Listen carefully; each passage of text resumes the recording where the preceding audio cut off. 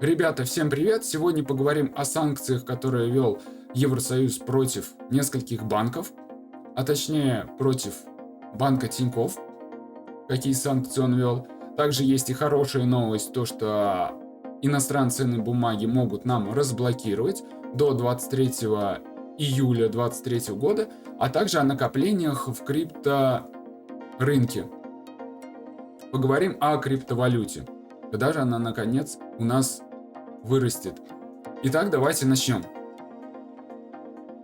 Так вот, Frank Media выставил новость, то что Тинькофф Инвестиции переведет своих клиентов в непосанкционную компанию.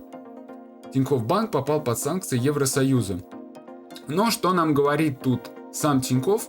Что мы подготовились к любым возможным событиям и разработали инфраструктурные решения, которые позволят в течение 1-3 недель бесшовно для клиентов перевести активы в новую непосанкционную компанию.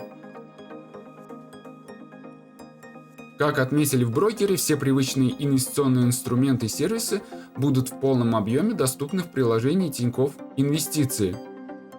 Но вот что самое интересное, год назад я это где-то уже слышал, еще в марте того года, как нам говорил и ВТБ брокер, что он нас переведет все наши активы в другой депозитарий в целости и сохранности. Потом же я это слышал от Альфа, который тоже самое нам говорил, что в целости и сохранности переведет наши активы, что не случилось. Активы также заблокированы. Но про санкции, которые ввел Евросоюз, про блокировку акций ничего не сказано. Но все может случиться, и вслед за Евросоюзом могут последовать санкции от США, которые могут также заблокировать активы клиентов Тинькофф, которые хранят свои иностранные ценные бумаги у Тинькофф брокера. И вот что сейчас делается, лучше бы, наверное, сейчас продать все свои иностранные акции, которые вы храните на Тинькофф Инвестициях, и все, чтобы не было слез. Потому что вот как вот в том году ВТБ брокер нам говорил, что переведет. Вот, и некоторые клиенты также начали продавать. У клиентов ВТБ было время для того, чтобы продать эти ценные бумаги. Но когда они начали продавать, уже продать было нельзя, хотя было сказано, что время есть. Вот, и я бы сейчас, на самом деле, если был клиентом Тинькофф Инвестиции, продал бы их. И что вот самое вот такое обидное, что вот некоторые ВТБшники, которые сидели у ВТБ брокера, их перевели в Альфа брокер. Потом же они переводили из Альфа брокера к Тинькову, вот кто перевел, и снова столкнулись с этими же санкциями.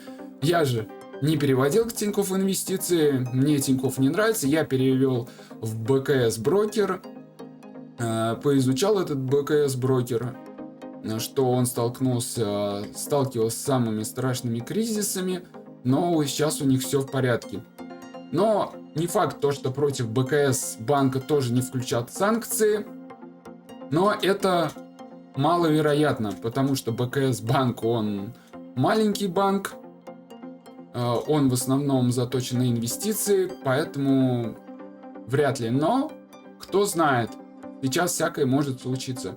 И вот, кстати, если вы хотите инвестировать в зарубежные акции, лучше это делать через зарубежного брокера. То есть самый популярный Interactive Brokers.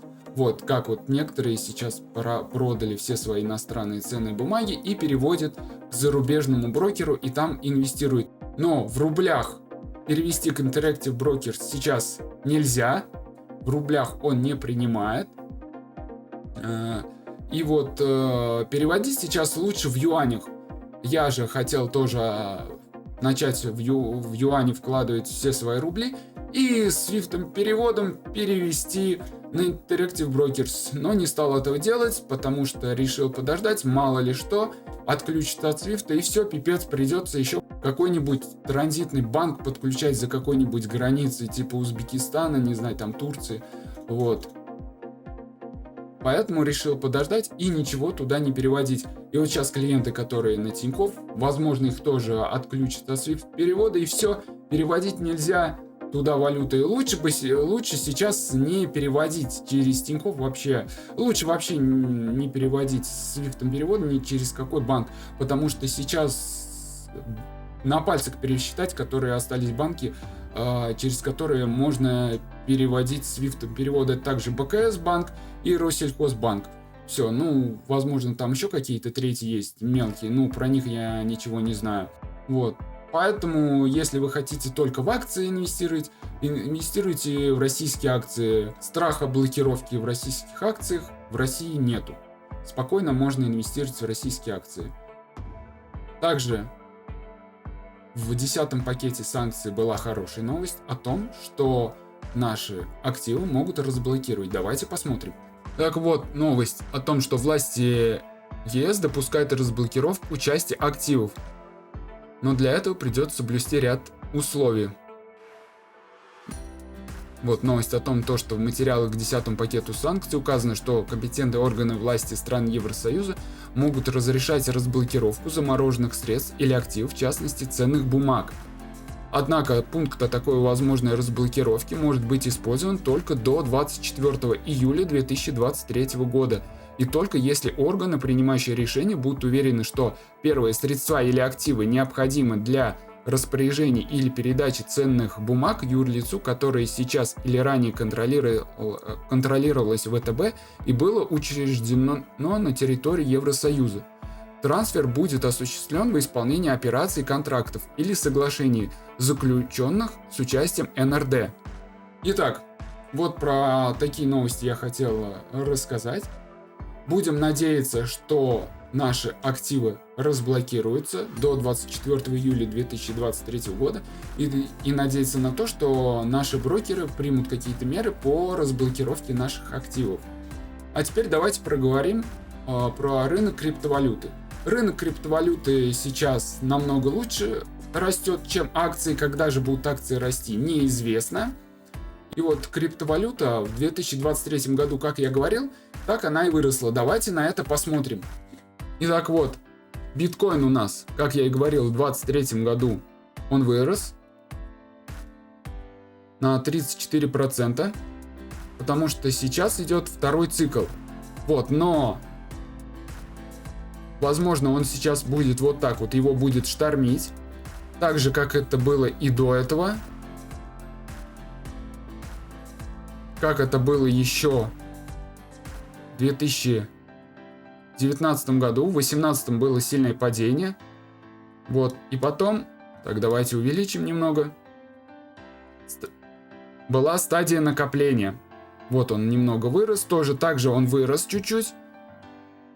Как я вам показывал в предыдущих видео, то что второй цикл роста в 2019 году был, немного стадии накопления была, потом же в 2020 году, под конец 2020 года, в третьем цикле он опять вырос. И вот самый мощный халвинг у нас был в 2021 году. Так же, как это и будет в 2025 году. Самый мощный халвинг будет в 2025 году. Вот сейчас он будет идти вот... Скорее всего, не знаю, может быть он подрастет еще, может быть он еще упадет. Но в основном будет вот такой вот боковик. То есть будет идти стадия накопления. Вот. И в 2025 году вот так вот он идти. Будет вот такой мощный халвинг, где криптовалюта вырастет. Но конкретно сказать, куда он сейчас пойдет, вот биткоин, то есть вверх или вниз, я не могу сказать. Вот я могу сказать то, что просто сейчас идет стадия накопления. Он будет расти, падать. Но за год будет плюс. Также за 2024 год тоже будет плюс. И в 2025 году он просто взлетит, то что будет рост. Если же сейчас посмотреть на индекс, как я говорил до этого, то что не знаю, когда вырастет иностранный рынок. Вот. Ориентируемся мы на американский рынок, то есть индекс S&P 500. Вырос он на 1, где-то почти на 2%. И когда он будет рост, не знаю, вполне вероятно то, что даже будет падение. Российский же рынок, где у нас тут вот Российский же рынок тоже вырос на 3%, тоже не очень много. Вот, поэтому сейчас я все свои средства буду инвестировать только в криптовалюту. Тоже накапливать свои средства, покупать эфириум. Хочу также один эфириум купить. Я уже говорил в предыдущих видео, то, что у меня цель один эфириум. Также понемногу пополнять биткоин. Ну и к 2025 году посмотрим, насколько у меня вырастут мои активы. Итак, все, всем до свидания, всем пока. Ждем следующих выпусков. Также подписываемся на мой телеграм-канал, YouTube канал. Всем удачных инвестиций!